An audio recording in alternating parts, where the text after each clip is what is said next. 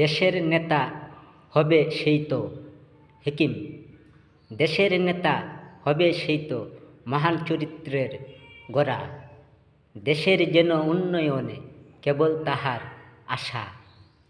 আসল নেতা ভুলে গিয়ে নিজের স্বার্থের কথা, সবার সুখের করে তাকে আপ্রাণ দোয়া চেষ্টা।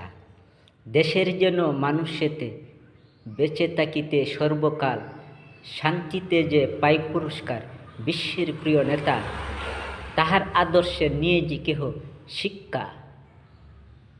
পৃথিবীতে রাষ্ট্র সরকার আর প্রধানেই দেশ মানুষ চলিতেছে। সুতরাং আমার এই কবিতা যদি না ছাপায় দেওয়া হয় এই বিশ্বের কোনো রাজা শাসনে, তো সব চোরের দল।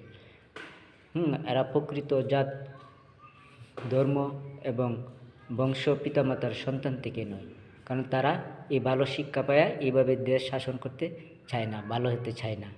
এই জন্য এক হিসেবে আমার কাছে মহানবী হযরত মুহাম্মদ সাল্লাল্লাহু আলাইহি ওয়াসাল্লাম বিশ্বের আদর্শের নেতা।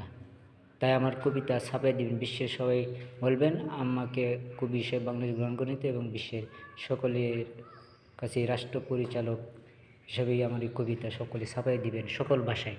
হেকিম ফ্রম বাংলাদেশ।